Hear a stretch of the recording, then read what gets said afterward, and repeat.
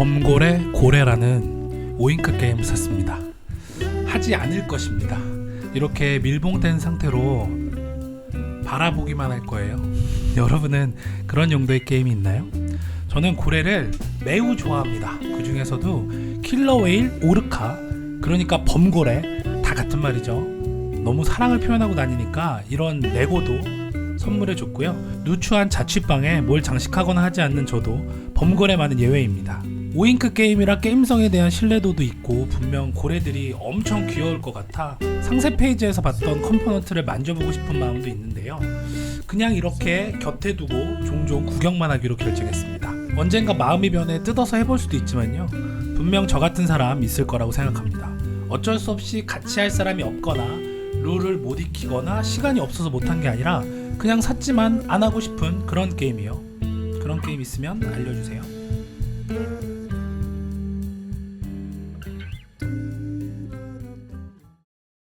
보어드 앤 헝그리에 가봤습니다. 대표는 새우 어쩌고 버거였는데 제가 해산물을 그닥 안 좋아해요. 그래서 제가 선택한 건 치즈버거였고 원래부터 버거인이 아니라 그렇게 열정적이진 못했지만 오히려 더 냉정한 평가가 가능하지 않을까요?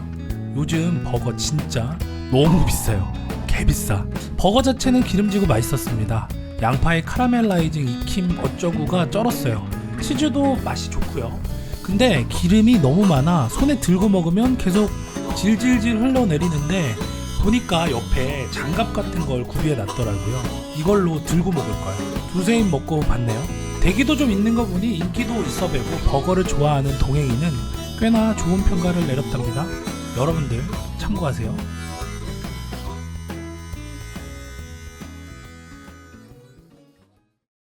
이번 주 게임은 기묘한 이야기입니다. 방송 때문에 제가 이미 플레이스루를 녹화한 적이 있는데요. 보통 하고 나면 잊어버리고 방송하기 전에나 태플로 한두 판 하죠. 그런데 이 게임은 제가 기묘한 이야기 드라마를 보기 시작하면서 다시 한번 박스를 열어봤습니다.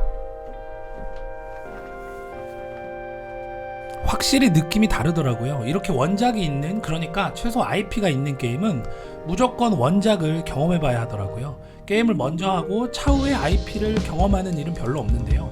제가 유튜브 때문에 특수한 편이죠. 드라마가 유명해서 관심이 있었기 때문에 집에서 1시즌을 절반쯤 보고 등장인물 카드를 살펴보니 아직까지는 모든 캐릭터를 다 보진 못한 것 같아요. 시즌을 마무리하면 한번 드라마 봤던 사람들 모아서 플레이 해볼까 합니다. 게임성은 보통입니다. 사실 보통 이하죠. 디자인이 좋고 드라마를 잘 구현한 것 같은 정도의 느낌은 받았었는데 보드게임이라기보단 수집에 좋은 굿즈라고 느껴졌어요. 게임성에 너무 신경 쓰다 보면 반대의 가치를 망가뜨릴 수가 있거든요. 두 마리 토끼를 잡을 수도 있겠지만요. 그런 니즈를 한쪽 면에서 완전히 충족시켰다고 할 수 있습니다. 드라마를 보니까 더 이해하게 되더라고요. 그래서 게임에 대한 평가를 오히려 조금 더 올리게 되었고요. 드라마를 좋아하는 분들은 구매해도 괜찮을 거예요. 반대로 이 드라마에 관심 없는 분이라면 이것보다 의미 없는 게임도 별로 없진 않을까 그런 생각이 들기도 하네요.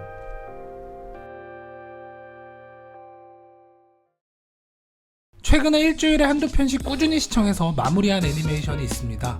체인소맨이라는 작품인데요. 사실 이 만화가 한창 유행일 때 SNS상에서 돌던 이미지가 강렬해서 기억해두고 있었습니다. 이렇게 생긴 캐릭터를 잊기는 힘들죠.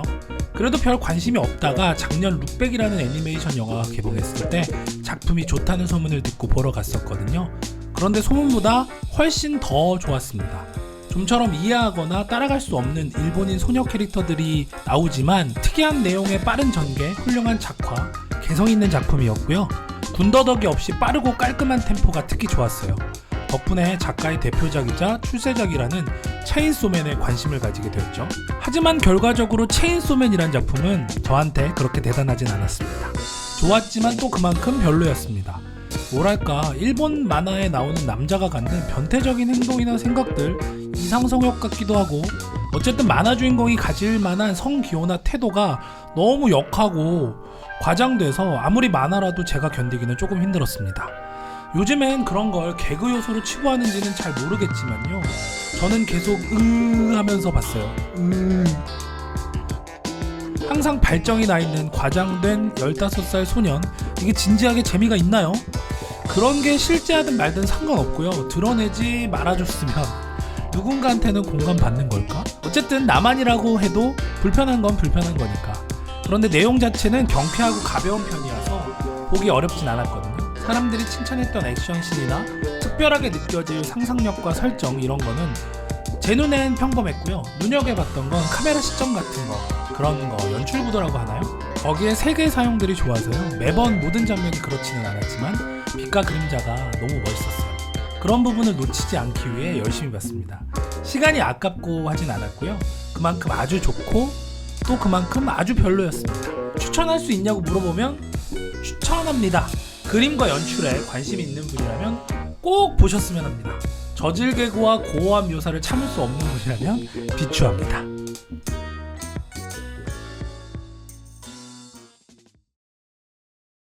아카데미 후에는 저같은 라이트 시네필은 바빠집니다. 특수를 노리고 시상식에 맞춰 개봉한 영화들을 찾아보느라 바빠지거든요. 콘클라베는 굉장히 종교적인 영화면서 누구나 이해 가능한 보편적인 정치 스릴러의 구조를 가진 장르 영화였습니다. 인물과 배경도 많이 압축해서 크게 알아야 할 사전 지식도 없다고 생각했는데 그건 또 아니더라고요.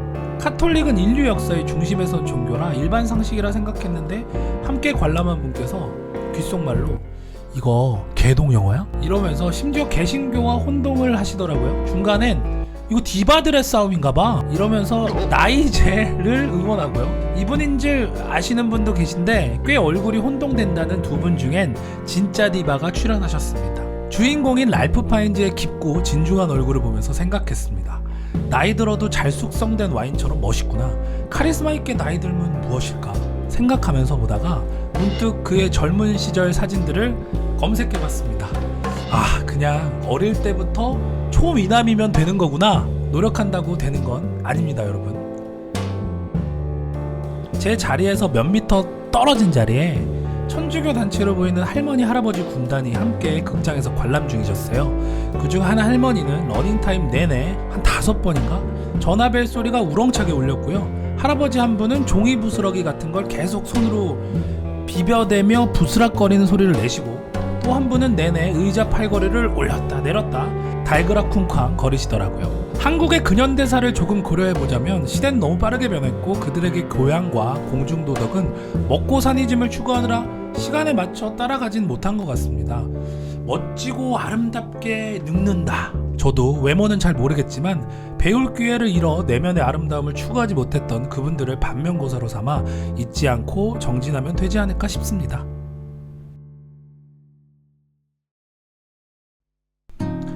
무언가 자꾸 말하고는 싶은데 강렬하거나 제 삶의 비일상적인 경험이 부족해서 남들 하는 식의 브이로그는 무리인 것 같아요.